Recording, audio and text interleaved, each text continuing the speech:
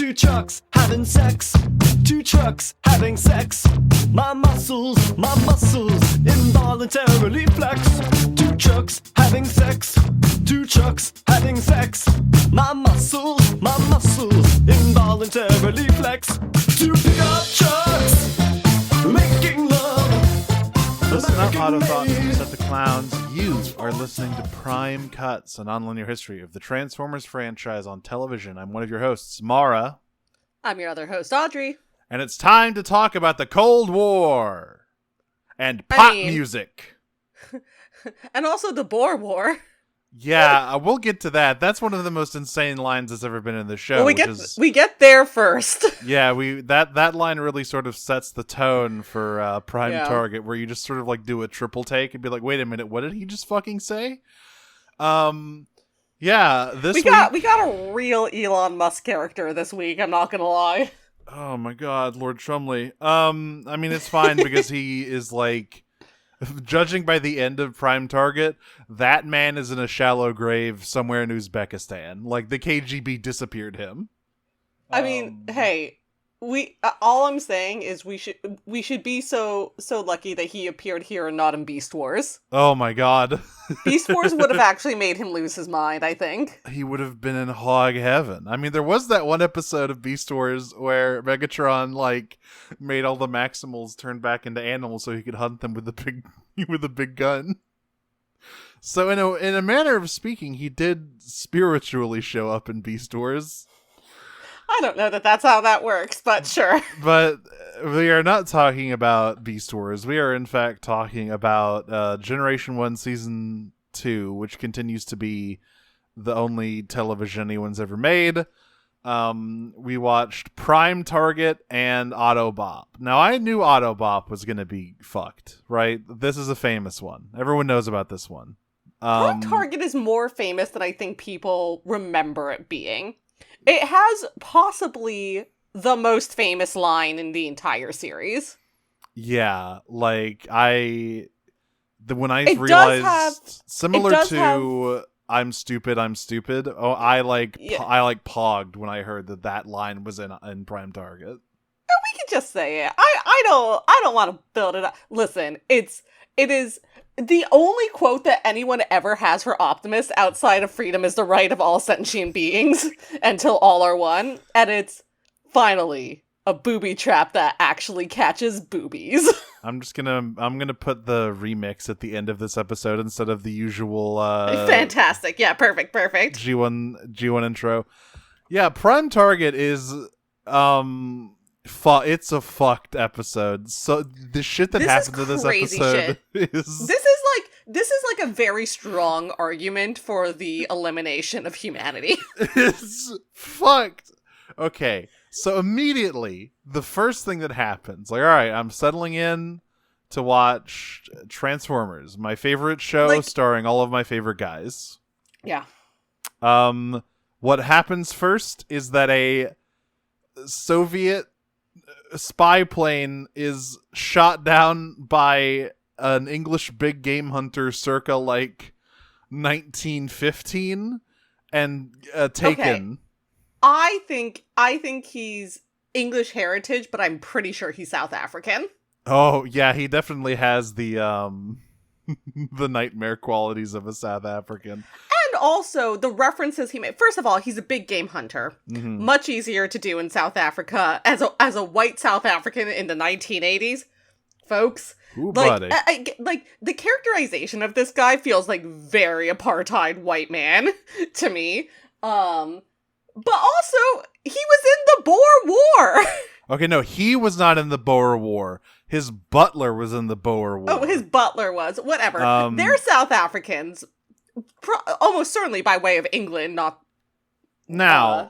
Dutch, but like these guys are South Africans. I'm putting that down here. Yeah, so this Soviet spy plane gets shot down by Lord Chumley, and we cut to his like secret manor base, and he and his butler Dinsmore, who's the oldest man to ever live, are celebrating, and Dinsmore's like, oh, he's an interesting fellow. Yeah, Dinsmore. what will you hunt next? And Chumley's like, I've killed every animal and I've killed every plane, so now I'm going to kill an animal that turns into a plane. I'm going to hunt Optimus Prime, good chap. Yeah, he's jolly good. So Dinsmore is an interesting character because like half the time it feels like he's so fed up with Chumley, and the other time he's like, "Oh, I love being a butler for white supremacists. Oh, it's my true calling." But it's the important thing is that he's always old as fuck because. But he's always old as fuck because he was in the Boer War. Yeah, and I must stress. Yeah, there's a line where Chumley's like, I think it's Dinsmore who's like, "Oh, you're like much like the Boer War," and Dinsmore's like, "I remember it." No. It's what it is. It's like, oh yeah, the Boer War. Do you remember that, old chap? And Dinsmore goes, painfully so. Okay, so presumably he's talking about the Second Boer War, which ended in 1902. Now, this episode presumably takes place in 1985 to 86, somewhere within the range of its actual production. If that is the case, and we presume Dinsmore was like serving in the military and wasn't just like a toddler for some reason in He's the Boer exactly War. 100 years old. He is 100 years old. What? He's the oldest man ever. He has living memory of the Boer War. I am almost positive there were no living fucking veterans of the Boer War in 1986. They were like running out of World War I veterans in 1986. Listen, the racism is keeping him alive. It must be, or whatever, like, rare mythical animal Chumley harvested for it's like ichor, because I mean he has a dragon. Yeah. It's fucking like narwhal horns. Yeah, he's grinding them up and storing them. So yeah, Chumley wants to hunt down Optimus Prime. This is his most dangerous game. Now, but if he captures all the other Autobots on the way to that, hey, why not? Yeah. They have uses, if entertainment, if nothing else. I've got a lot of questions about Chumley's hunting procedure based on this episode, because it seems I only like have one question. Yeah, what's your question? What? Oh, the billboard? Okay, we'll get to the billboard. The billboard is fun. That is the question, by the way. It's just the billboard. We'll get to the billboard. The billboard made me scream. So yeah, Chumley. Okay, we're gonna get there, but this is like the most like Monty Python shit that I think I've seen in this episode. Animated Monty Python shit that I think I've seen in this series. I feel like Brazil. I feel like old school big game hunter who thinks cars are animals is like a Monty Python skit waiting to happen. Like fair, it feels like it should have already happened. The cars are technically animals. Yes, so he is right here, but like I can easily imagine this character being like played by fucking John Cleese and just like shooting a fucking Ford Fiesta with an elephant gun. Yeah, right? It's the Ministry of Automobile Hunters, which is right next to the Ministry of Silly Walks, obviously. So Trax and Bumblebee are just like hanging out, I guess. And they see... Well, no, like, Trax is, like, sent on assignment, and he's like, haha, I'm so glad that I'm being recognized for my skill and being sent here by myself. And Bumblebee's like, by yourself, ass fuck. Like, and Trax is like, oh, why are you here? Wait a minute, I forgot about you because you aren't fabulous. So... in the background of this episode, by the way, the world is on the brink of nuclear annihilation because this reporter... because of this shot down plane. Because this reporter says this is the Cold War has not been more tense since the Cuban Missile Crisis. That's bad. Yeah. That's very bad. This is like the very interesting thing about watching a 1980s show in 2025 is that every so often you are like slapped upside the head with the fact that it is 1985 or 86 or whatever. Oh yeah, the Cold War was still going. Like it wouldn't be going for that much longer, but like it's definitely still was. And obviously, I mean, it's like 5 years at minimum. And obviously the people who are writing this have like longer than the Civil War. Lived the Cold War their entire lives. Like most of these guys are like 40 or 50, right? So like this is but it makes sense. Anyway, They see Blitzwing and Astro Train just hanging out in an alleyway, and chase them down. And it turns out that they are holograms because Lord Chumley has a hologram rifle, and he hits Trax with a taser and drags him into a truck. Yeah, they try to grab the hologram and phase right through it, and Trax is like, this seems to be a trap, and then immediately gets hit with this is something I was on board with, right? I was like, yeah, sure, an eccentric racist rich man could have this technology. I'm on board with this. And then it just keeps and then escalating. Things sort of escalate absurdly. every trap is more outlandish than the last. That's not true. No. I'm sorry. It does peak with the billboard. I still don't understand what that is. But I think that's the last one. So no, it's not. Inferno comes after. Oh, well, hey, that one's also crazy. I mean, it's crazy, but I still think the billboard is crazier. That's true. Just the from billboard, a purely logistical I don't know what happened with the billboard. I understand what happened with Infernal. I don't understand what happened with Blaster. It just really seems like Chumley has reality warping powers. We're in a fucking Mad Mod episode right now is what's going on. Literally, I was gonna say Mr. McZickblick. So yeah, Bumblebee, Trax gets tased. He's like, Bumblebee, go for help. So he drives away directly into the bed of a dump truck that traps him. And I just had to ask, Bumblebee, did you forget you could turn into a man? Everyone, really struggles remembering alt modes in these episodes. Brother, you can climb out. You can use your arms and legs. But he doesn't. And Dinsmore is like, oh, I'm old. And Chumley's like, very good. Yes. He's always dropping weird colonialist, he mentions Borneo at some point. He mentions all sorts of stuff. So specifically he mentions Borneo because I think they were trying to do Komodo. Yeah. Which is a different Indonesian island for anyone who doesn't have that geography in their pocket. Or Malaysian island. Whatever. Because they have a Komodo dragon, kind of. It's a monster Komodo dragon, but they're from Komodo, not Borneo. Yeah, that's where orangutans are. Oh my god. Sorry, I just imagine an alternate universe where Optimus Prime drop kicks an orangutan into a bottomless pit. Oh, my beautiful, beautiful baby. Yeah, no, Borneo, most famous for its orangutan population, not Komodo dragons. Those are on Komodo, not what this is. It's fine. So apparently, I'm looking at the wiki page. Apparently, the script does state that Dinsmore is 101 years old. He was born in 1884 and did serve in the Second Boer War.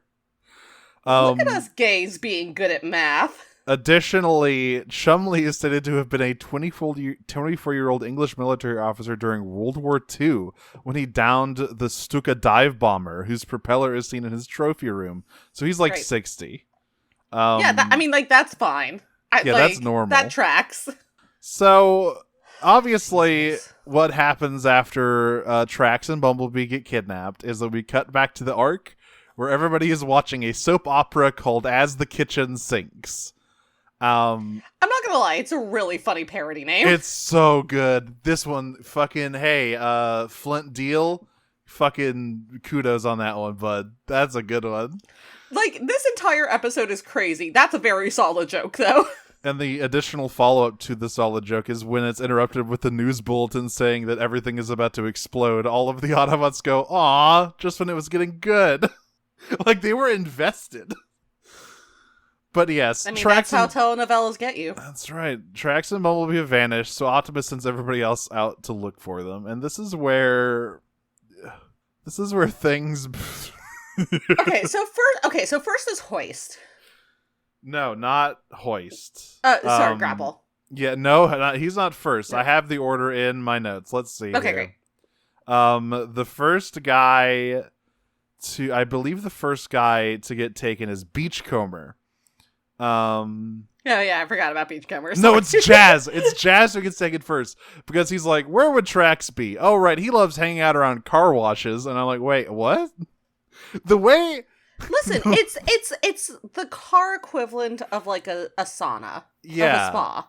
So It's he's like normal for Trax. So That's Jazz, fine. Jazz I'll says buy he's that. probably out cruising at the car wash and sucking off dudes in the sauna or whatever. And then he goes through a car wash, which has been... Has anyone seen Rule? Not until the next episode. Yeah.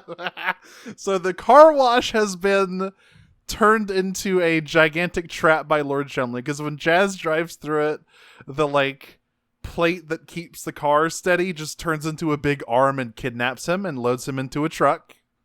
So given that this episode aired roughly 15 years before either of these other series, it is sort of remarkable how much of both Saw and Final Destination are in this episode.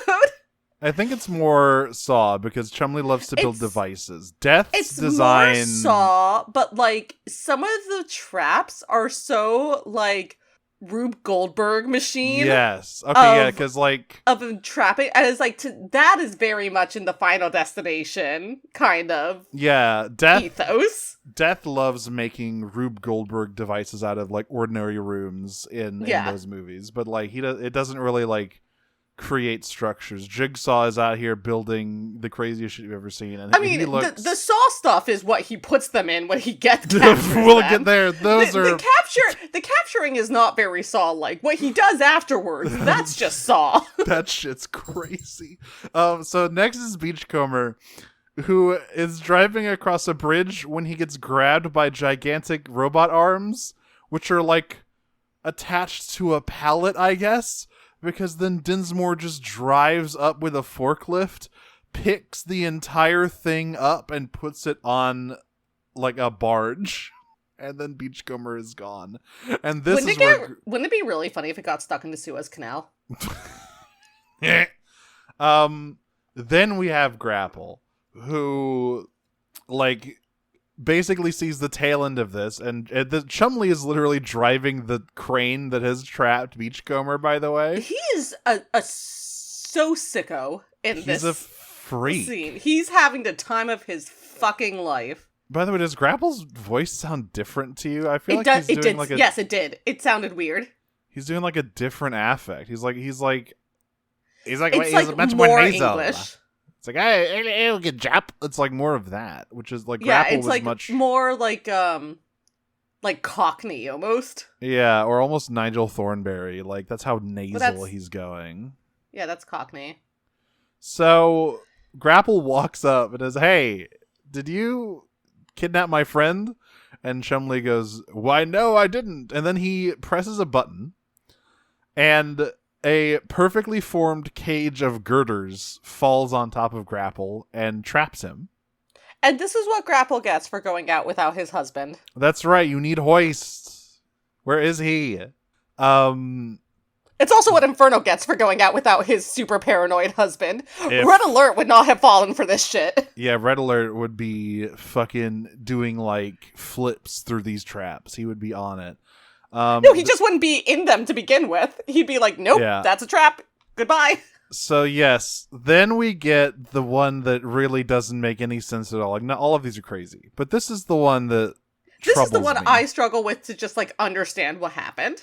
Because Blaster is like walking down the street and being like, "Hey, where did everybody go?" And then a billboard with like a woman's hands, the hands on the billboard, which look like they're just big human hands, they just reach down and grab Blaster and forcibly transform him into his boombox mode and throw him into the taxi that Lord Chumley is driving. Oh, so real quick, like not related to anything, but just like, I know we do plugs at the end, but I do want to plug my new Tumblr blog, I Suggest Force Transform. God. This happens rarely, but it's always kind of weird when it does. But at least when Optimus did it to Megatron, it was kind of it was like I got what happened. I get this. I don't understand what happened with the billboard. What the fuck? How did the billboard do this? It feels like watching Yellow Submarine. It does. Like it feels like watching one of the like big blue meanies, like the cannon-nosed ones or whatever, get like folded into a pretzel. What happened here? Yeah, this is not a device. This is like this is an acid trip. This is a hallucination. It's a 2D billboard. I do not understand. I guess he works with Master Hand and Crazy Hand. Like they're his like boys or whatever. That's the only explanation I could have because we never see like. It never shows any mechanical stuff in the billboard. No, as far as the hands just come out and they grab Blaster and they transform him and then they pop him into Chumley's car. What? And Chumley goes, some time for some tunes, old chap. And it's like, what are you talking about, dude? And then we get to the last one, which is Inferno. He sees a building on fire, and of course he goes in to save everybody. And then he gets in there. He sees like somebody standing at the window. He's like, "Hey kid, get down!" And he goes up. Mm-hmm. No. Sorry, continue for a little bit. Yeah. Because he goes with this kid, and he's like, "Hey, are you okay?" And then he like pushes him over, and it's like a mannequin. It's like a doll, and it falls apart. And then a metal snake wraps around him and traps him. Great. Hey, real quick, did you actually catch what he says here? What did he say? I don't know, but it sounds like, Optimus, I've been fucked! And I know that's not right, but that is what I've heard. And you know, the fucking biggest injustice of this whole episode, Huffer gets away from his fucking trap. Huffer escapes! I mean, listen... If he hadn't, we would have had to listen to Huffer. So, like, oh my god! I mean, take your wins where you can get them, babe. Chumley would have given him the guzzler treatment after hearing him complain in his saw trap room for fucking. No, he would have. Okay, you know the video of the thing that gets aggressively toothbrushed. Yeah. You know what I'm talking about. I do. that would have been Huffer's saw trap. Yeah, so all of the Autobots have been kidnapped, and then we cut back to the arc where Optimus is like, the world is watching the news. It's like, the world is on the brink of nuclear war, and he's like, where is that gosh darn Trax? And Cosmos calls in and says, hey boss, guess who didn't get captured this week? Yeah, for once, Cosmos Ray W. He's like, I have satellite imagery of the fucking the torture park that Chumley has put all the Autobots in, and we cut down there. Yeah. And this is where things get crazy. The final destination part is over. This is all Saw from here on out. Including literal Saw traps. Like, I was saying tomorrow before we started recording, the one that Bumblebee is in is the pendulum trap from, I believe, the 5th movie. I'm pretty sure that's right. Don't quote me on it, but I'm pretty sure it's from the 5th movie, but it's definitely the pendulum trap. And yeah, that's pretty fucked up. Jazz is in like a wheel of fire. Yeah. Beachcomber is being forced to drive around a road that is like every so often pitted with giant spikes, so he has to like jump over them, or he has to like keep up a certain speed to not fall into them. Yeah. Grapple is holding the burden of Atlas. And yeah, Bumblebee. Oh no, Trax. Trax is in the infinite suffering loop. He's on a it's just like a figure eight infinity loop kind of thing, right? Yeah, but it's surrounded by spikes. He's being like chased by something, and Bumblebee is like glued to a table so he can't move, and there are alternating pendulums swinging, where it would either decapitate him in robot mode or shear off his roof in vehicle mode. So he has to keep transforming over and over again, or else he dies. What the hell is get this? His roof removed. What the what the hell is this? Also, in G1, you can get any of your parts removed. We've seen this. Yeah, like you just kind of get put back together. And then you can psychically bring your legs back to you. Yeah, Optimus got turned into an alligator. Like, yeah.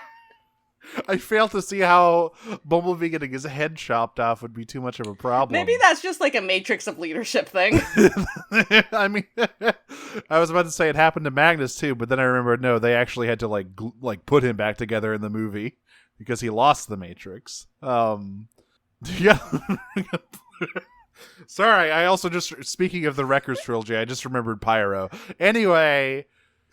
I love how many times so far you've lost your train of thought just to like helpless laughter. I just remembered something. Here's another thing I remembered. The Decepticons just don't matter in this episode because we cut to their base. That's not true. Blitzwing and Astro Train matter. The Blowjob Brothers. So we cut to their base and Megatron's like, damn, this Lord Chumley's guy kind of a fucking beast. Holy shit. And of course Starscream says, well, yeah, because he's doing everything that you couldn't do. And Megatron just backhands him mid-sentence and just tells him to shut up.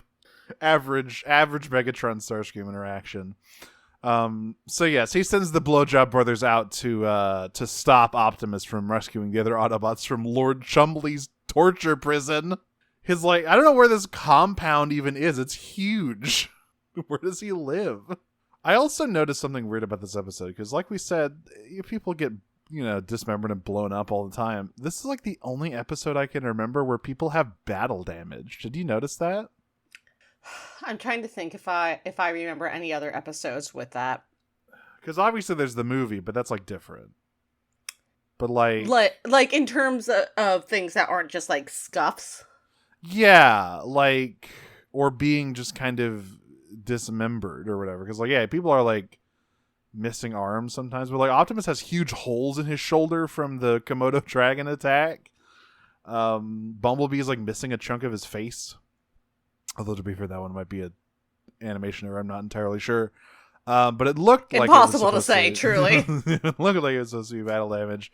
But yeah, that was just something I noticed, like, that's weird. So this whole thing, the whole torture prison is so that Chumley can draw his prime target out into the open to hunt him down. Which he does. Optimus obviously comes to rescue his boys and is immediately beset upon by the aforementioned Borneo dragon, which it just looks like a fucking kaiju. It does not look like a real animal. That is an orangutan in a lizard suit. If we're talking about Borneo dragons, that's what that is.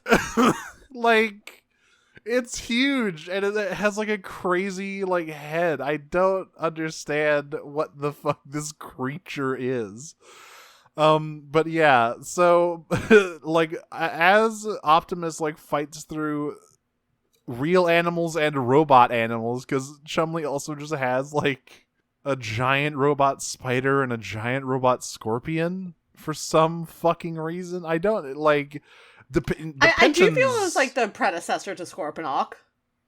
The pensions after World War II must have been crazy for this guy to have this much fucking money. What the hell? Where does his fortune come from? Also, like, are we at that point yet? I don't know. Like, because I want to talk about Blitzwing being a bumbling idiot. Oh yes, okay. So one of the most okay. So there's a trap that obviously he like I said. This is where the famous line comes from. Yeah, so he drop kicks an orangutan wearing a Komodo dragon suit into the void. And there's I want to mention the funny line where Chumley watches Optimus kill this animal, and he goes, "Magnificent beast," and Dinsmore says, "Actually, it fell in the well." And Chumley says, "No, you idiot, I was talking about Optimus Prime." Well, actually, I like Dinsmore's actual comment better, because he's like, "I agree, too bad it fell in the well." Too bad it fell in the drink. Happened to a lot of guys I knew. Just like Boer War flashback. Yeah.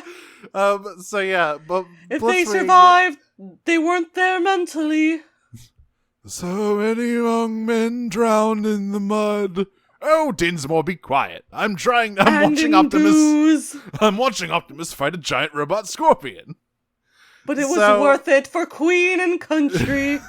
So then Astro Train and Blitzwing show up. There's an incredible fucking like moment where Astro Train, who by the way, remember Astro Train sounds like this. He's like, Blitzwing, we have to be quiet.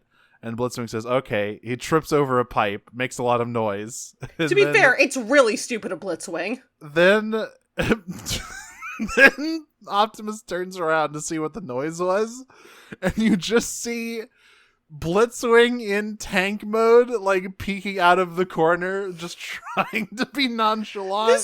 This is not Blitzwing's best moment. It is actually one of Astro Train's better moments, Yeah. ironically. So then, yeah, the booby trap that actually catches boobies is Optimus is walking down the road, and there's just like a woman tied to an engine block, being like, "Oh, help me, please." It's some real dastardly dick type shit. It's some real Penelope pit stop type shit. We're on some Snidely Whiplash sort of shenanigans here in Prime Target, but of course Optimus sees through this and somehow understands this is clearly just an extremely lifelike goop mine. Yeah, he like looks at it and goes, not today, Satan. He And does back the- in like his observation deck, Chumley goes, this is one of my favorite lines in this episode, actually. It was like, curses, outsmarted by a lorry. Yeah, so he does the Mad Max gif, that's bait. And he walks past, and the Decepticons are like, "What the fuck? Why did he just leave this woman to die?" And Astro Train's like, "Wait, hang on, Blitzwing. I think I know why." And then Blitzwing just immediately goes into kill the squishy mode. He just goes to stomp this woman, but of course she is a mine, and he is immediately overtaken by goop. Listen, you can't blame Blitzwing for having a human killing fetish. Yeah, well, ironically, Astro Train is the one most known for crushing a large amount of people to death instead of Blitzwing, but hey. Well, again, depending on your medium. So, Blitzwing is, like, coated in a green goo, and he's, like, muffled, and so Astro Train is, like, trying to get it off of him. And this is where... Optimus is like walking into the sunset. You Yeah. can almost hear like the western, like And the whistling in the background, and he looks back over his shoulder and he goes, "Finally, a booby trap that actually catches boobies." And it is one of the greatest lines that has ever been written in television, unfortunately. It's the best line read anyone has ever had, ever, in anything.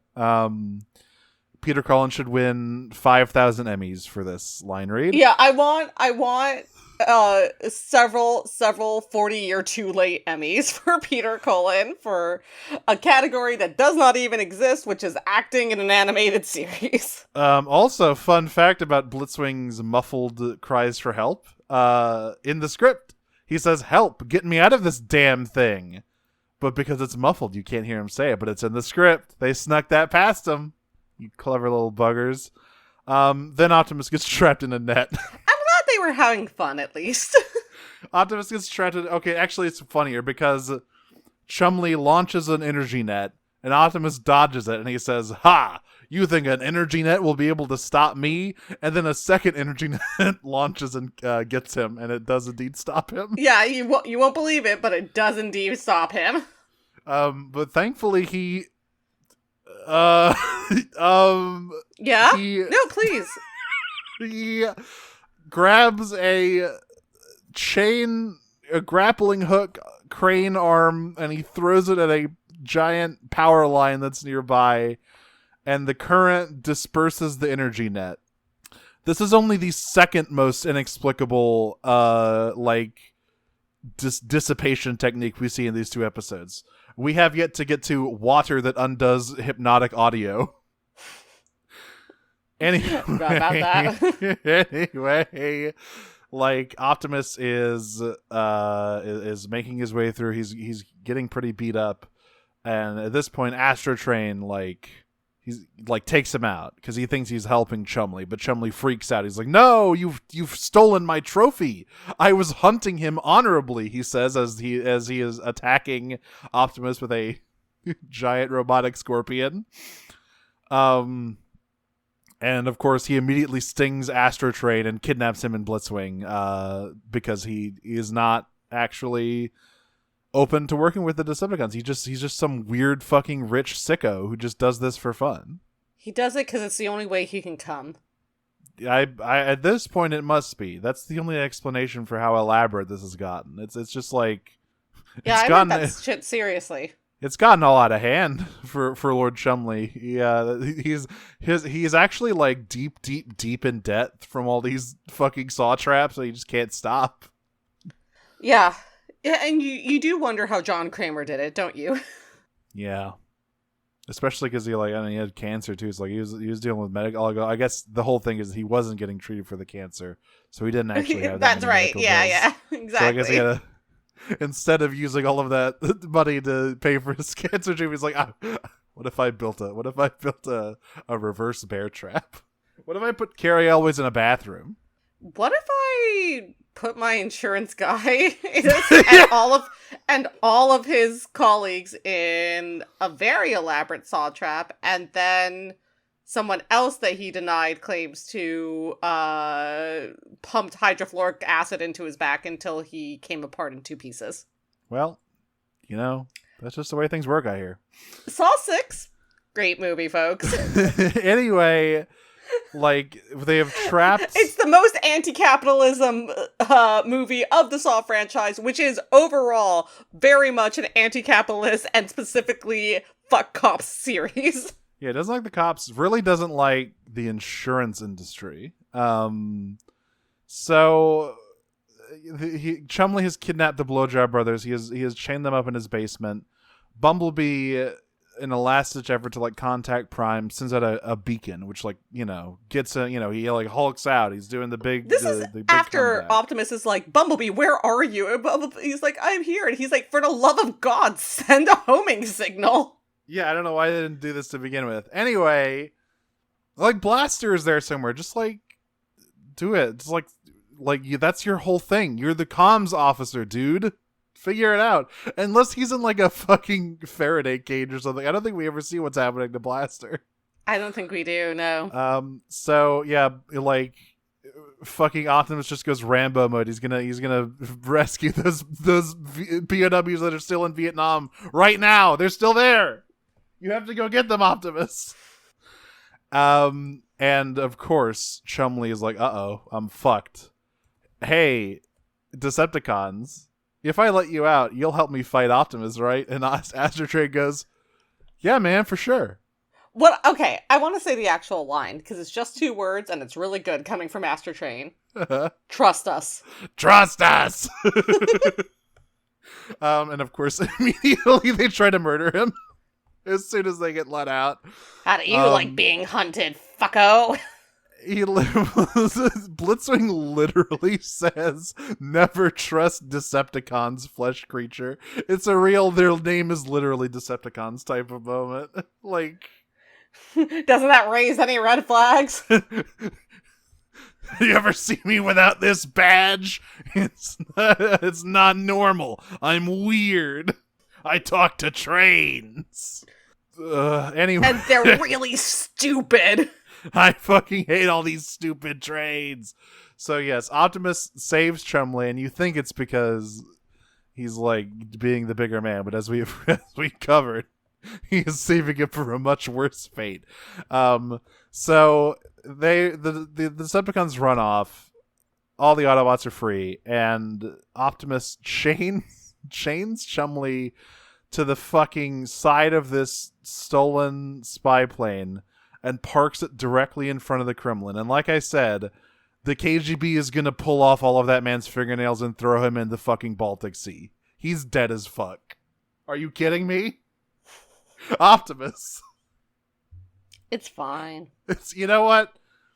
Well, I couldn't have had a nicer guy. I assume Dinsmore just died of old age immediately off screen or something. No, he immediately keeled over as soon as his master was taken from him. He was actually a homunculus. Yeah, he just collapsed into dust. He just like Bumblebee's like, what's that pile of ash over there? Yeah, it's like at the end of Raiders of the Lost Ark.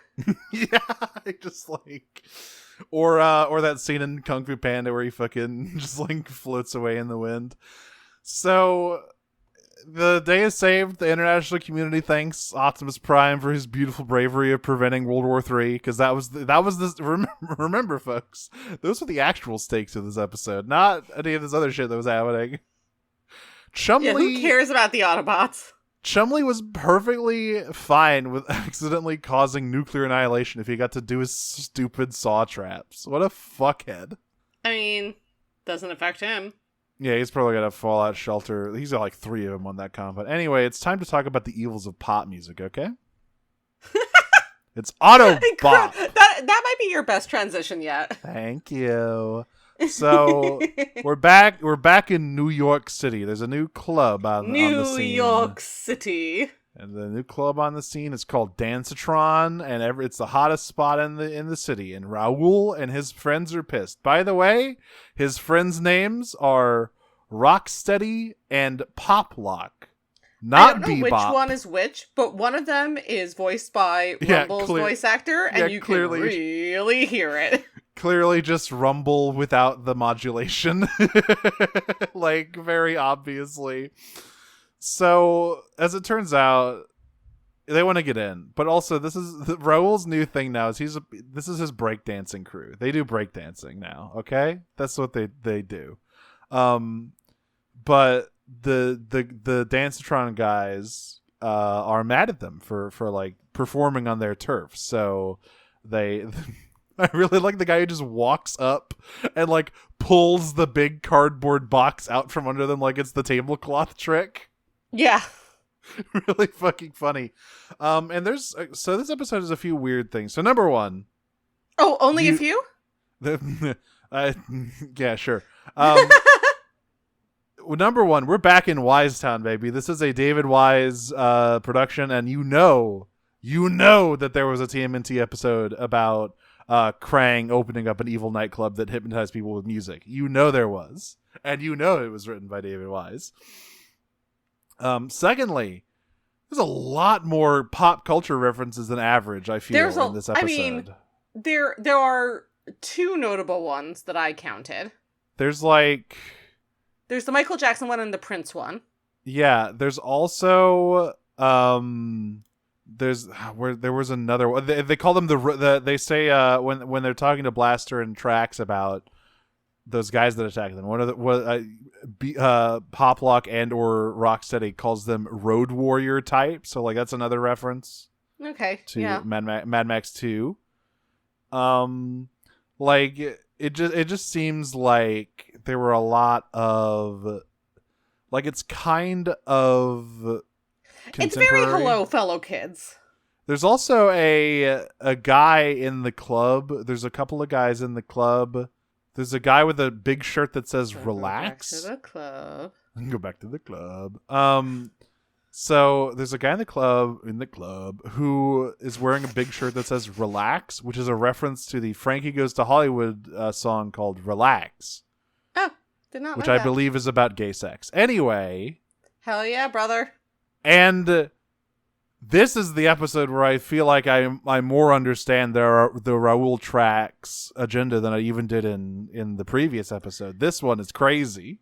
This one really is like, oh, y'all are fucking okay. Yeah. I noticed another one. I remember another reference. They name drop GQ at one point. Trax does specifically. So he's reading the magazines. Great. Of course Trax is reading Gentleman's Quarterly. What are you doing? Using that to hide your advocate issues? He Mirage and Sunstreaker they're trading issues. They have I've got the March one.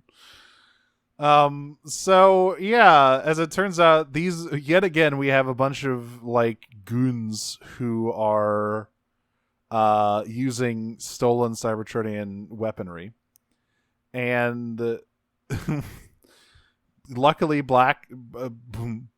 Trax and Blaster are here to settle the score. And Rule's very excited to see Trax. They have a rapport for sure already immediately at the beginning of this episode, where it's like, yeah, they're good friends. Okay. I do want to talk about one of the references before we get to Trax and Blaster coming on the scene. So the humans are all like running away from these guys that want to beat their asses. Mm-hmm. And the first reference that we get here is the Michael Jackson one, where Rule goes, "Let's make like Michael Jackson. Beat it!" Crazy. Yep. And just a really special line there. It really is. So yeah, that's when they get cornered. That's when the Autobots show up.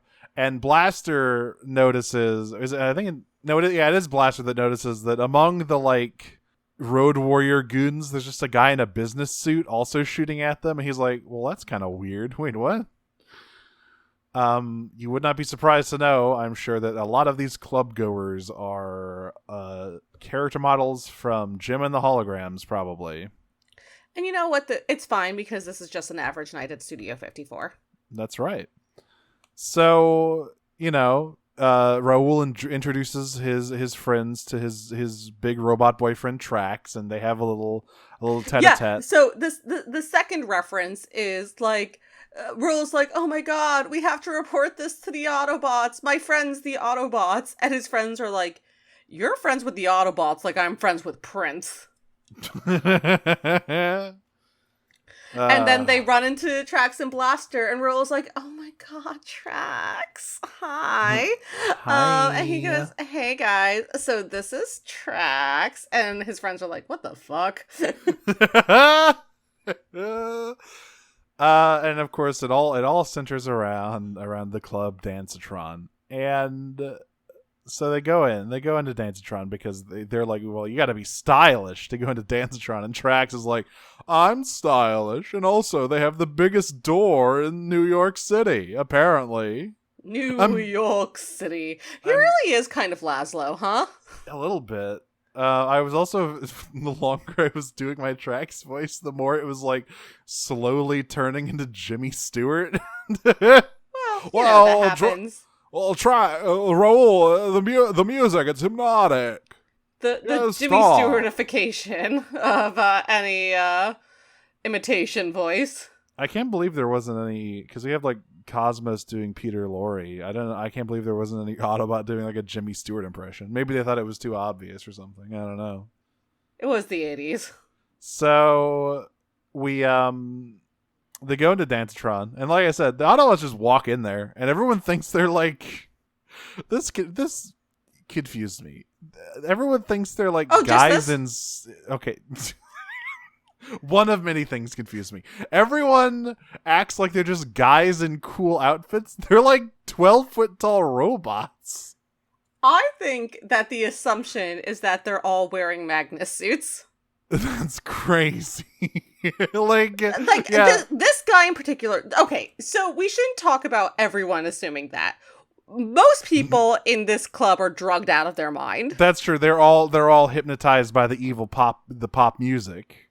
But this one guy sees Blaster and Trax come in and is like, "Oh my god, you have real life Gunpla? Where'd you get that?" And Trax is like, "Cybertron, leave me alone." Yeah. Damn, what that blacklight rifle do? Nothing. Leave me alone. Leave me alone. So, also, this is where we start to get a sense of the extremely bizarre clientele of this, because like 3 women go up to ask for dances completely vacuously, by the way. Yes. Like, hello. As unaffected as you can possibly be. Yeah, no indication that they even notice that they are asking alien robots to dance to them. They just one of them looks like a fucking Jane Austen character. There's like a fairy tale princess and like Yeah, I a was about to say. flapper. Yeah, There's like yeah. a flapper from the 20s. And it's worth noting Blaster is interested in, and maybe he's just doing this for a recon, but he's going with the dance. Trax is completely uninterested. He's like, "Oh, I don't swing that way, baby. Sorry." Oh, Trax is uninteresting? No, Trax is Uninterested? uninterested in women. Yeah, exactly. Trax is uninterested in women. Fork found in kitchen. Sorry, baby. I already have a boyfriend. He's right outside. I'm gonna tell him to stay outside later, and he's not gonna listen. And I think that's pretty hot. He's gonna save me from being audio crucified. On a save. Soundwave is into some crazy shit. St. Andrew's Cross. What are we Because doing yes, here? this is where it's revealed. It cuts up to like the production booth, and Soundwave and Starscream are just in there, and Starscream's just like, "Fuck, I didn't manage to get those Autobots. Oh, whatever, it doesn't matter." What? What the hell is going on? Why? Okay, so the plan is never really explained. The Decepticons are building something in New York. It's never made clear what it is. We never really see it. It just looks like a normal. I do not understand the plot of this. It just looks like a normal building. Presumably, it's some kind of doomsday weapon or whatever, like something that sucks all the energy out of everything. But like, we don't know what it is. And they are hypnotizing people to fuel it. They're like building it and fueling it. They're like siphoning gas, I guess. Like they're using, like, Soundwave is using ultrasound, which is not. I think what they were trying to say was infrasound, which is the actual thing that like influences your mind. But it just sounds like he's giving everyone like a pregnancy test or whatever. Like, it's Havana syndrome. Yay! I always love when I get you. I didn't even make that connection. Yeah, it is. He's giving them all Havana syndrome. We know who's been doing it. It's Soundwave. Hey, U.S. government, if you're listening to this, and I know you are, winking to my government-assigned NSA agent, check out Soundwave for the Havana syndrome shit. and maybe Frenzy too. I feel like that's something he would find funny to do. But yes, he's giving everybody Havana syndrome. He's spreading the jelly on everyone's tummies to do ultrasound to them. It's a wild time. But yeah, the Trax is like, that's crazy, and Blaster's like, yeah, there's something weird going on in there. I'm gonna go investigate stuff back at base. Don't get into any trouble, okay, Trax? And then he's like, it's fine. I'm just gonna hang out with my boyfriend. And they do.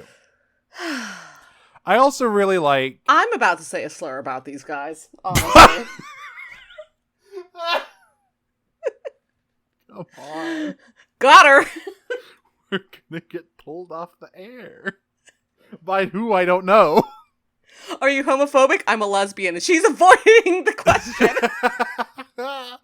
So, I also really enjoy the, because like the thing that they do is like, wow, there's people around a construction site at 1 a.m., which I guess it is a construction site. Once again, it doesn't look like one. There's no like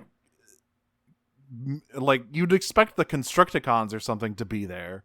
There's no anything. There's no at all. You'd expect a lot of things from this episode that you don't get. The only indication that there's something going on is that they see a guy looking at blueprints surrounded by other people. It's like, and also that there is clearly a building that's in the middle of construction. Yeah, of mysterious origin. But he's like, by the way, the deconstruction of this building not up to code. I have a lot of questions about how they go about this. I'm pretty sure Blaster just like ruptured everyone's eardrums within a 3-block radius and didn't do anything to the building. But yeah, I like Trax's assertion that nobody is at work in New York at 1 a.m. Now, Trax, what is one of the many nicknames of the greatest city in the world? Is it perhaps the city that never sleeps? It's the city that sleeps at 8 p.m. Right, it's a city that has a very strict bedtime. It always Exactly. It always And, goes to. It has the city with an enforced curfew of 10 p.m. the city where everyone crawls into bed and has their warm milk. That's the name of the city. God. Folks, if that were true, I would have made a lot better life decisions in the last 2 years. So Trax and Raoul like have a scuffle with these goons, and they're like, "That's crazy. What the fuck is going on?" So he like at some point, Trax is like, "Raoul, this is too dangerous. You have to go home. I'm sorry. This is some serious shit we're in." And Raoul's like, "No, I want to be by your side." And he's like, "I can't lose you. You're too important." It's all very dramatic. It is. And then he goes up to the bouncer, who is in league again with the Decepticons, and goes... No, that's later, because first we have Starscream Skyping Megatron, and Megatron's like, "Hey, how's our stupid plan this week going, buddy?" And Starscream's like, Starscream is amazing, actually. It's going pretty good. Like, we have some Autobots running around, but I don't think they know what's going on yet, and I'm gonna deal with them and their human companions shortly. And this is one of the craziest things that happens, because the way we see what happens is the Roll and his friends, who by the way are called the Bop Crew. They're the Bop Crew. Great. They get on a train, which later Blaster calls a subway. They just forgive them at the end of this? I guess they were hypnotized, but like, huh. Well, what happens here? So they get on a train, and they're like talking about like, "Man, I can't believe you're friends with the Autobots." And Earl's like, "Yeah, but Trax told me to beat it like Michael Jackson because it's dangerous or whatever." And then we see the the fucking engineer of the train get Havana syndromed, and he like fucking turns the train all the way up because he's gonna run it into a wall or something. Yeah. Now, very quickly, what getting Havana syndrome looks like for him is the penis car comic. He does make the penis face. He does make the penis face. He goes like, "Huh?" He like makes like a shocked face, and then like he does the penis and face. Then he makes the penis face. Yeah. Which, by the way, we were all there. We all saw it. Blaster later calls this a subway. It's on a raised track, so very much not a subway. Here's the thing. If it is in New York, it is still the subway. Okay, but I don't think that you would know more than me. Are there like it has open to air? Be Brooklyn? Okay, so there are raised train tracks in New York. There are raised train tracks in both Queens and Brooklyn. Okay. I cannot imagine that this is Queens and the Bronx. Actually, could be the Bronx, I guess. But maybe. I would guess that it's Brooklyn. Because it's actually not anywhere because they didn't give a shit. But no, it's New York, baby. That's where it takes place, and you have to pronounce it like that. I will make the declaration that it's in Brooklyn.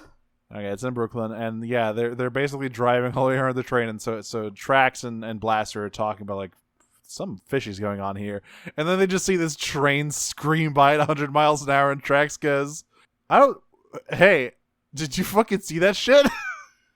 I don't think it's supposed to be doing that. So they go to stop the train and save Raoul and his boy's life. And this is where Blaster goes back to the Ark to like figure something out. And this is where the other two Bop.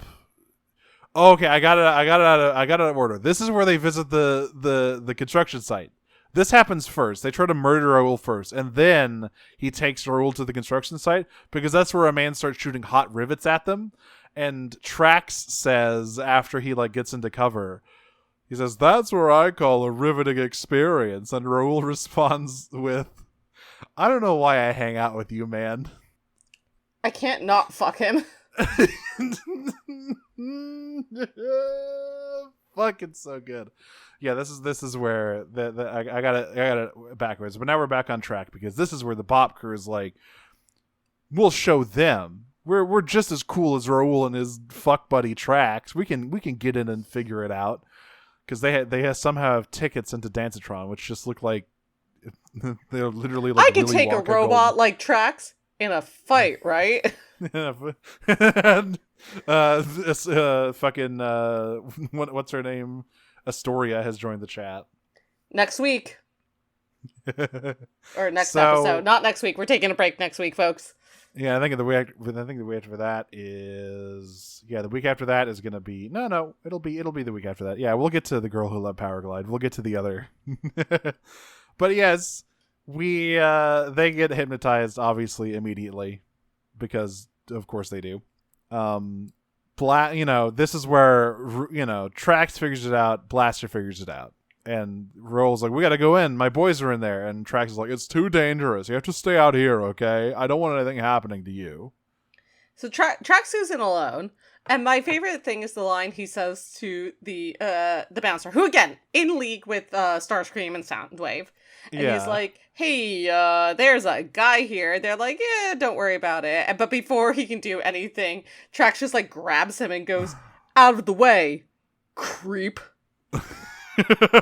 Sorry, no, back off, creep. Hey, man, I'm not a creep. He goes in there. He goes in and very quickly sees Soundwave and Starscream because they start shooting at him. Yeah, he walks up to the big staircase that leads to the giant one-way glass room that's overlooking the entire dance floor. He says, "That seems weird." So he goes up there and he opens the door and he's like, "Soundwave, it was you doing this." And Soundwave says, "Yes, and my boy Starscream is right behind you." And he turns around and Starscream just shoots him. Yeah, and then they kick him out of the room, and then he starts shooting at the room, and it's like, keep shooting, Junior, all you're gonna get is clicks. It's doing nothing. Back outside, Blaster makes the decision that he has to go in. Yeah, and he's Rules, he's like, wow, Trax is taking a long time, so I'm gonna go in. And Rules like, you gotta take me with you, and Blaster's like, I don't know about that. And Rule says, and I quote, "Fool on this jive, my main man's in trouble." Okay, all right, well, that seems pretty straightforward. Yeah. All right, bud. So they go in. The ultrasound is being projected by this gigantic sound system.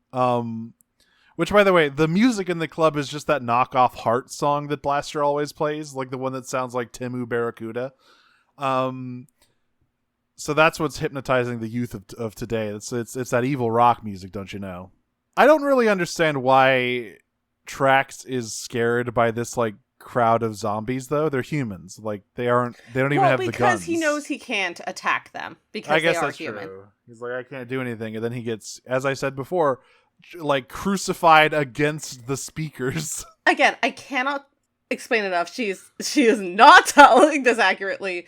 It is not a normal cross. It is a St. Andrew's cross, which I have never seen in any context outside of BDSM. Where is Soundwave on FetLife? What's his tag? What's don't going on? know, but Trax is hooked up to a St. Andrew's cross and getting tortured. I've seen this porn. He says he's being shaken apart. He's being God, I wish that were me. He's being jiggled to death by low frequency sound. Yeah, if the last episode wasn't enough. So Raul realizes his two pals have been hypnotized by the music, so he stuffs napkins into his ears to prevent that. And he also stumbles upon the cure to the whole ultrasound hypnotism. The cure is that you just splash them with water. Thank God. Meanwhile, with Soundwave and Blaster, it's still on site. These guys hate each other so much. The lines when they're facing off is so funny. So, Blaster looks at Soundwave and goes, "I've been waiting a long time for this, you poor excuse for a sound system." and Soundwave just responds, "All talk, no shock." Which I have to say, those are hard lines. What follows is not what I would call an epic duel. I would say that, we've seen them literally fight to the death on Headmasters. This is a little bit less impressive than that, I would say. They just kind of shoot each other with sound waves and knock each other over for a while. And then Soundwave accidentally knocks Blaster through the big sound system, which allows him to pick up, like, the speakers and use them as amplifiers to blast Soundwave. Yeah. Meanwhile, Raoul rescues Trax, and he and his friends, like, cure all of the people by splashing water on them. So, like, the Decepticons' plans are falling apart. Soundwave escapes after Blaster blasts him through the wall. And then we have to deal with Starscream. And we also have to deal with TIEFighter.wav played roughly like 50 times in sequence. Listen, it's it's Starscream in alt mode. It's not even Starscream making that noise. He makes the X-Wing noise. Trax is the one making all of the TIE Fighter noises. And it's this, I say noises. It's the same noise. It's the one noise. They don't use any other engine noises. It's just the same audio file over and over again, like 3 times in a row. It's really funny. And the way they defeat Starscream is that Trax does 9/11. Okay, it's really funny you say that because my second to last note, my next note, is sound waves can't melt steel beams. Like, I really... That's for later, but like... Okay, maybe I'll have to... For once, maybe I'll have to edit this one out, because I thought of an edit when I saw, like, everyone climb into Trax and he turns into his like, flight mode and flies off. Uh-huh. Because I thought it would be really funny if you edit it in right after he takes off, you just edit in the plane hitting the World Trade Center. I leave that power in your hands. I absolve myself of responsibility. And I leave that choice in your hands. Anyway, Starscream gets a boo-boo on his wing and flies off, and that's how he gets defeated. I mean, he just leave. He this doesn't even like... is not a man who sticks the landing. No, he doesn't even make like a funny scream. He just like silently flies away with his wing he's on like, fire. you know what? I've had enough of this. Fuck this shit. This was Soundwave's idea anyway. I just really love the like this was like Soundwave and Starscream's scheme. Like, it really feels like this wasn't even Megatron's plan. This was like a thing they suggested. Yeah, this is like Soundwave and Starscream rare blowjob brothers moment. This is like a group project. But yes, which I had to like imagine happened with Soundwave having this idea but not having the technical experience to implement it. And going to Starscream and being like, hey, you want to invent something? And Starscream being like, yeah, sure, why the fuck not? You may know about infrasound, Soundwave, but I know about the New York real estate market. So, yeah, they run the Decepticons off. Everyone's like, I'm so happy. Trax like, I'm so happy you're safe, Raoul. Thank you for coming to rescue me. You saved my life. I'll suck your dick. Anyway, Mr. Raoul's Gorbachev like, knocked this building down. Yeah, so they go to destroy the building that does something nefarious that we never learn what it does. That we never learn! I have no idea what the hell the plan even I was. still don't know. It seemed like a perfectly normal multi-use building. There was no like evil machinery or whatever inside of it. Commercial and living space. What are we doing here? Like Trax and go like, oh my god, if they complete this building, it'll drain the entire electrical grid of the East Coast or something. Like there's just nothing. It's just a building. But yeah. Blaster uses the like amplifiers to hit the building with sound, which really doesn't appear to do anything at all. And then because sound waves can't melt steel beams. And then Trax shoots it once and it explodes. So problem solved, I guess. I don't know what the problem was, but it's solved now, and we have to solve one other problem. Yeah, one last problem, which is that they lost their boombox in the fight. Like they lost what's the name of them again? What crew? The Bop Boys. The Bop Boys. No, God. it's the Bop Crew. The Bop Boy Crew. I thought it was Crew. Yeah. It's something Crew. So they're like, hey, we need, and you have a Bop friend who Boy turns sounds into like some dropout shit. Yeah, Bop Crew is way worse. So yeah, it's like we need. Well, our boombox got destroyed, so we need a boombox. They do say our blaster though, so they are like they use Blaster. I cannot emphasize enough that they use Blaster explicitly. Yeah, because they're not saying the other half of that. Obviously, Wouldn't it be crazy if they did though? They just said it.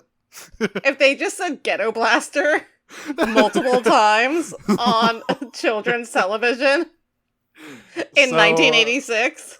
Blaster has to play the music, which I don't get why he's so like annoyed by this. Bro, this is like all you do. You love to play music. Listen, I get it. I also feel the same way logging into my 9-to-5 job. That's true. Maybe it's like maybe it's like I don't want to make a career out of it, man. I do this for fun. Or maybe he just hates the terrible breakdancing that they do, which is quite bad.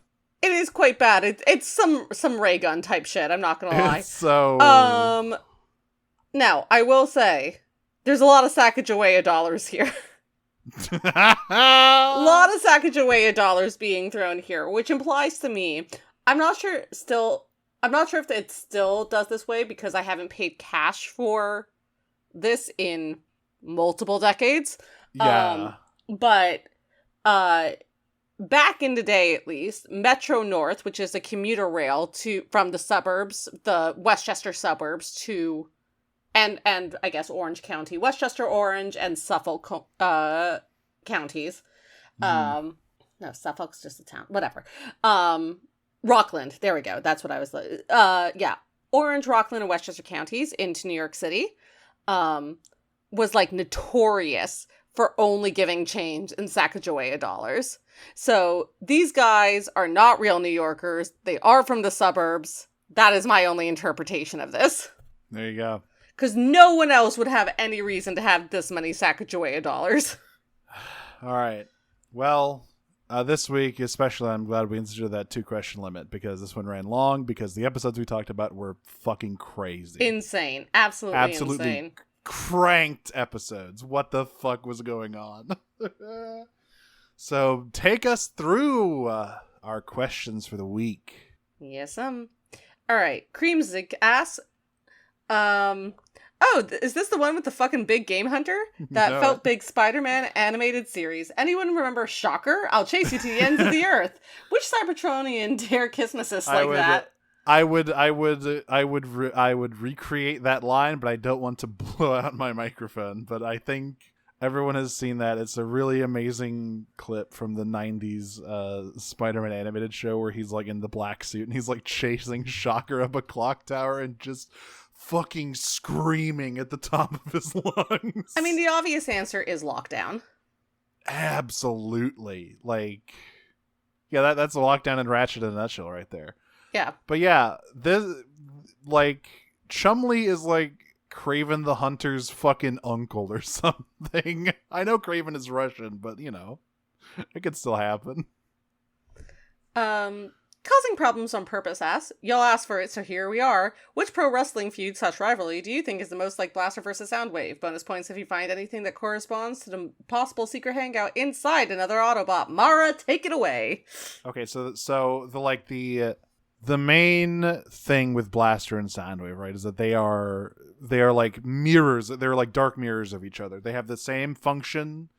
Basically, in their respective factions, they turn into similar things. So, like, I'm trying to think of, like, you need a feud that's predicated on, like, I'm better at this than you are, and it also needs to be really fucking nasty. Because as we said, they fought each other to the death at Headmasters. Like, you could almost imagine this. I mean, this they episode got better.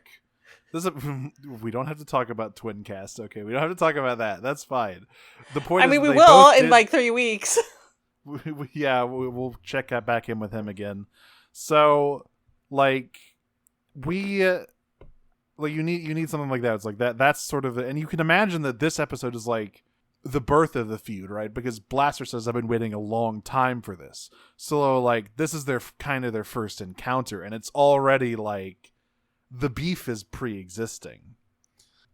So, like, I feel like it doesn't have the generational aspect of this, because one of the things about this feud is that it's like someone who's very much inspired by someone else, which is not what Soundwave and Blaster are, at least in most continuities. You could do a thing where, like, Blaster is, like, younger and looked up to Soundwave or something. I don't think that's ever been done, but it would be interesting if he was, like, betrayed by Soundwave's turn to the Decepticons or whatever.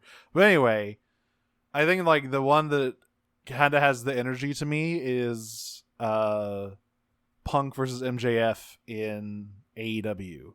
Because they both do the best in the world shtick. They both are, like, you know, it was a very personal, very, like, work shoot feud, and it was also really, like, bloody. So yeah, I think that's going to be my answer. I don't know. I'm not like a super. There's probably like a better answer even further back that I don't know about, because I'm not like a super, like, pro wrestling scholar or whatever. But, like, that's the one that I'm going to point to. I don't watch wrestling. Dead Name Stealing Faye asks, normally I'd ask about a character dying or something, but this is more important. Do we ever find out what happens next in How the Kitchen Sinks? I hope so. After all that shit they went through, I hope Grapple got to finish the episode, because he does say right when it was getting good, because he was like someone. I think it was crazy. Like, they mentioned someone having an affair, so, like, that's like a oblique reference to having sex on the Transformers. In the same episode where they snuck a dam past them because Blitzwing was muffled by green goop. So, like, they were... Yeah. A lot of stuff going on in this episode. Prime target. And boobies. Yeah, a booby trap that actually catches boobies. Would G1 be a better show if it was just a Tracks and Rules show? Here's what I'm going to say. Spin-off. No. Needs to be a spin-off. Because, again, as we've discussed, season 2 of G1 is actually the best season of television that has ever aired. So nothing can be better. You can't improve on perfection. Well, that reminds me of a fun thing that I noticed at the end of Auto-Bop. Remember how in Make Tracks they were, like, operating out of a garage that Sparkplug owned called Sparkplugs? Okay. They're in that garage at the end of the episode. They, like, show the exterior. Like, they remembered something. My god. Continuity? What a concept. What the... Continuity G1? What the fuck? What happened? Coil, resident Autobahn rail cannon, asks, if the big game hunter survived, big if, I know, how does he lose all his money? Rug pull, pyramid scheme, stock market crash? He didn't survive. So, the cage. Yeah, so... Well, okay, he survived, but he's put into a gulag, so... he's in fucking Siberia somewhere. And as I already said, his bizarrely specific fetish has, like, drained all of his bank accounts. Like, this compound represents his entire net worth at this point. He's not actually rich anymore. Remember, folks, your network is your net worth. That's right. And it just so happens that Chumley's network is a 101-year-old Boer is War one veteran. Single 101-year-old Boer War veteran. Fucked episode. Cranked. Absolutely fucked in the head. Who is a better lover, Blaster or Powerglide? Now, I'm going to assume that you meant Trax here, not Blaster.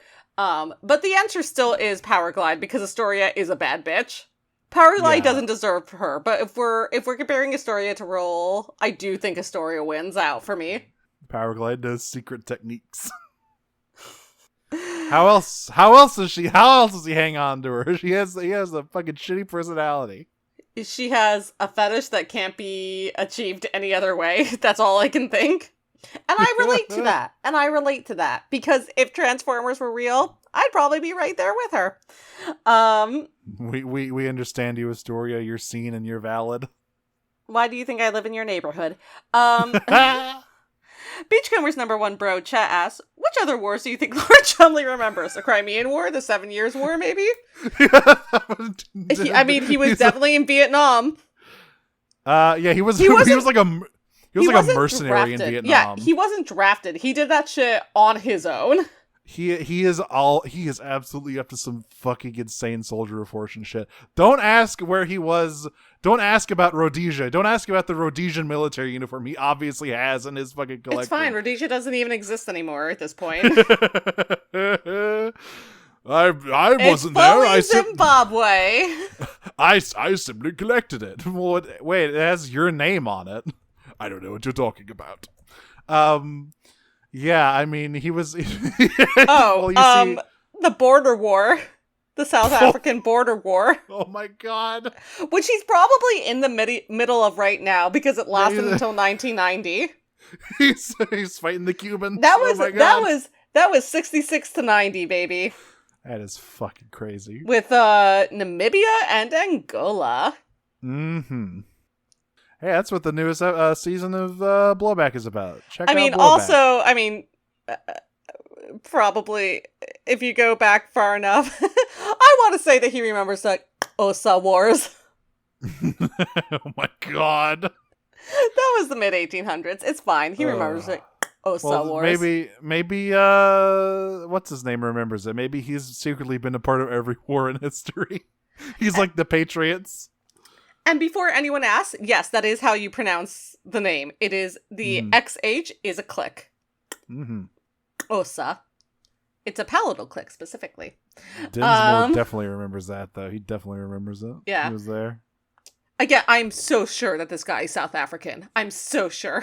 Like, he doesn't sound South African, but all of the, like, accoutrement around him is very much... No, he was born in England. He never picked up the rancid white South African accent. Right, exactly. But he did make the choice to move to South Africa. He absolutely did. Yeah. After the fall of Rhodesia, where she also made a choice to move after the fall of Rhodesia to Zimbabwe. Oh my god. I better get out of here. Why did Blaster refrain from unleashing the primordial Auto-Bop mini cassette bolts? Was he split into two beings for the movie because it was too powerful? Okay, so there's a secret mini bot for anyone who's not into Discord who was like conceptualized but never ever made it to the screen. That was like a combination of Rumble and Frenzy. Rewind and eject. Oh, sorry. You know what I meant. Like, yeah, he is like, it was clearly they were split into two different characters. Originally, it was just supposed to be one. His name is Bolt. He just kind of looks like both of them because they're the same figure. But yeah, Bolt. Add him to the list of secret tapes we don't know about. There's so many of those guys. Let me tell you about fucking Sludge Fest or whatever his name is. That's my favorite music festival. Talk about Overkill. Talk about Beast Box. Decepticon Ruby asks, it's Cliffjumper's birthday next week. Which Decepticons do you kidnap and trap on a remote island in Oregon for Cliff to do his very own most dangerous game? Come on, it's his birthday! The Coneheads. It's gotta be the Coneheads. I'm gonna put Reflector in there because he's also been... That's what happened to them! Yeah. Okay, wait.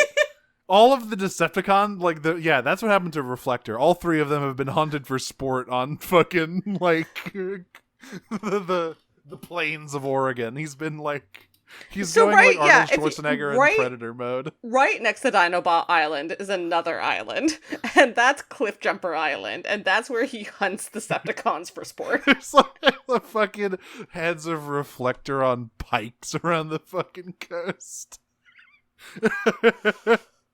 Yeah, whenever Cliffjumper's not on screen, that's where he is. Hey, Vine-ass. Chun-Li Dinsmore. Best human villains in Transformers media? Silas Mandroid, Fraser Crane, and even the TFA villains are all 100% outclassed by your sick freaks. I really like calling Kelsey Grammer's character in Age of Extinction Fraser Crane. That's what he has. The leader of Cemetery Wind, the CIA splinter group Cemetery Wind. One of the worst fucking names I've ever heard. They wanted that G.I. Joe shit to go so badly. Yeah, speaking of, the Soviet pilot at the beginning of this episode is part of a like GI Joe group. The October Guard are like a GI Joe faction, apparently. Sure, Like, why not? They're from the show. Because I bet there was a lot more Cold War shit in the GI Joe show. But yeah, I mean, look, they aren't the best. They are the funniest. They are the funniest human villains we've seen so far, simply due to the fact that one of them is a 101-year-old Boer War survivor. Here's what I will say about them. They are both effective and unhinged. They are completely fucked. Yeah. Like, if you want my serious answer who the best human villain in Transformers is, it's Silas from Transformers Prime. Silas represents the biggest true threat and is actually menacing.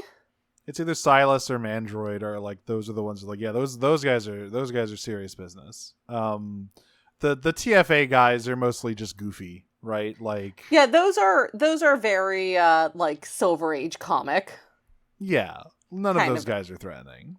Except maybe Meltdown. That guy's the sicko. Yeah, but even then, it's like, So the thing about, like, Mandroid and Silas is that they have the status of, like, actual main villains. Yeah. As opposed to, like, villain of the week. Yeah. Which you get with most of these other guys. However, Chumlee and Dinsmore, they're very funny. They're very memorable. Funny. Very memorable freaks, to be sure. Easily the most... Well, I don't know. Arkaville is also pretty memorable. I was about to say they're the most memorable G1 human villains, but Arkaville's pretty memorable, and Greg Berger is also very funny. Yeah, Berger's also really funny.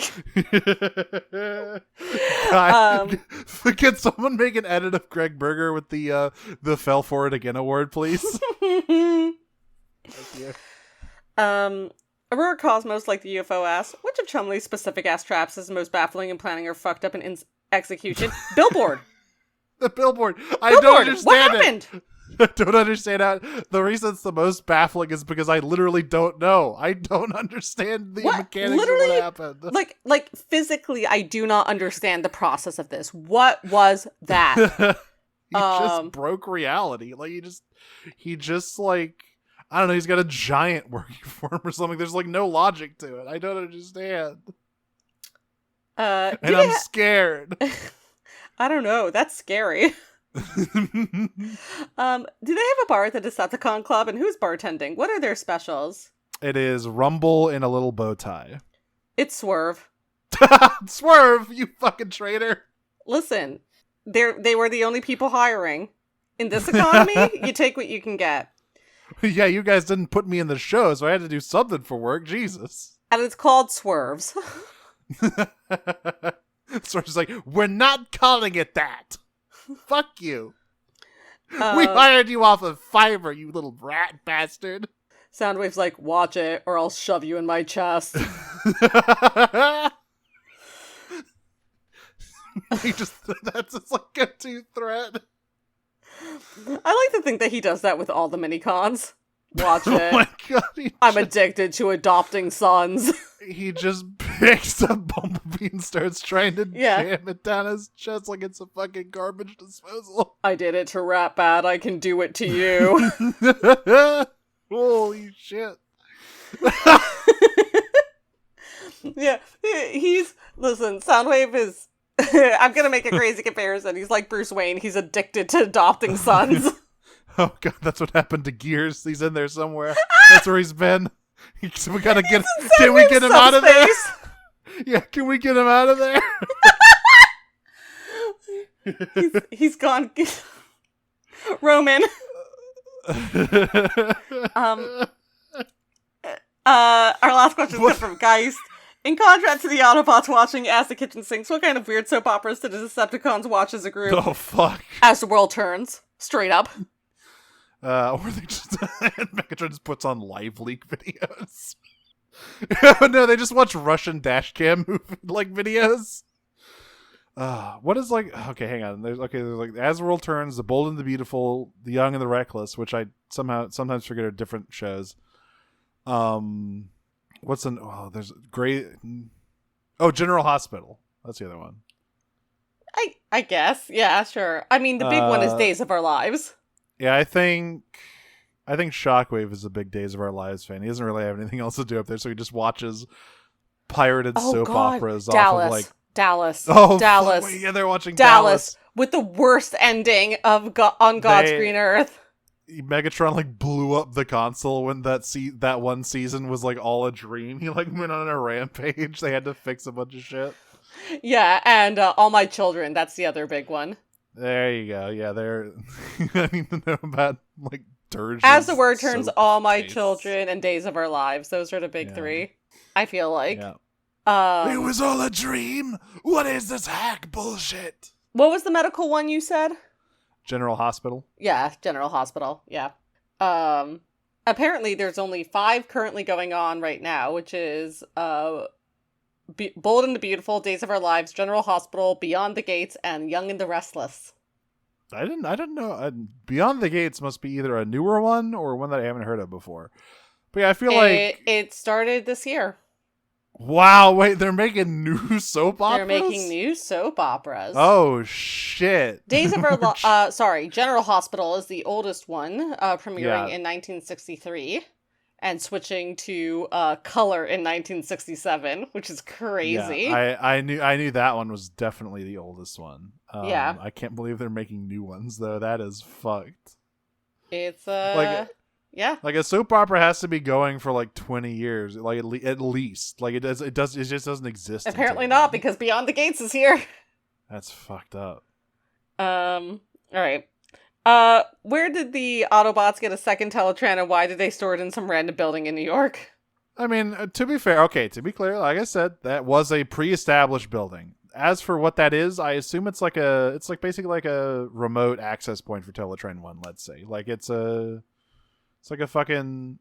It's not like Teletran 2. It's just like a console they can use to talk to Teletran 1. It's not that crazy. In terms of the things that happen in these episodes... It barely registers. That's like the least problematic thing. But, to answer your question why, is because even though they're based in Portland, the Autobots know. East Coast, Beast Coast. That's right. I mean, Trax definitely knows that. That's where his boyfriend lives. Folks. I love you saying that in the American Southwest. Look, if you really extend the definition and you don't count Florida as a border point, I'm technically part of the East Coast. There are several states between you and Florida. I don't know how to tell you. I've been to them. I did a road trip through them. The Gulf of Mexico is really big, all right? I think you mean the Gulf of America. Shut the hell up.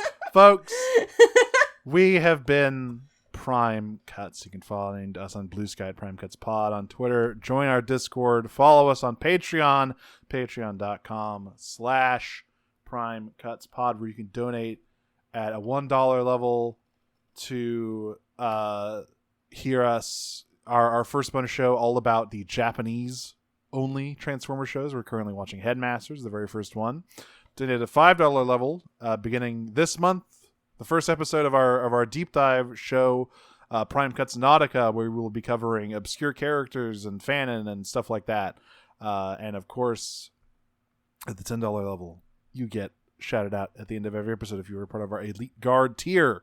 So thank you to Sabrina Steele for being our stalwart guardian. I hope you're not Sentinel Prime. I hope you're a different Elite Guard member. You're the one who made those tiers. Nothing good happens to Elite Guard and Transfers Animated. Anyway, I'm Mara. You can find me on Blue Sky at Mara Wyvern. On Tumblr, it's Echelons with a 5 at the end of it, and I might, keep an eye on stuff. Things will happen. That Steven Universe show is going to happen. Rebecca Sugar's working on a Moomin movie. It's in the zeitgeist. the people yearn for a Steven Universe retrospective podcast. They're crying out in the streets, and I, much like Rorschach, look down on them and whisper, "At some point." If only I could coordinate with the person who lives in my house. Look, what's going on? I'm Audrey. You can find me on Tumblr and Blue Sky at Optimum Prime. That's my funny robot internet show. You can listen to the other podcast I do called Pot of Greed, which is about Yu-Gi-Oh! We've just started Yu-Gi-Oh! Zehul. Interesting show. We'll see how it goes. And sometimes I do Star Trek themed drag, which you can find at Maxwell Warp on Instagram. And until next time, I am going to pull a Michael Jackson and beat it and transform and roll out. I am going to crawl through the plains of Cleveland, Ohio, hunting the most dangerous game of all time, the PT Cruiser. Transform and roll out. Is that like a thing in Cleveland? I thought of like what's the most mundane city and what's the like stupidest car, and I put them together. At least we're not Detroit. We're not Detroit. Peach. Peach.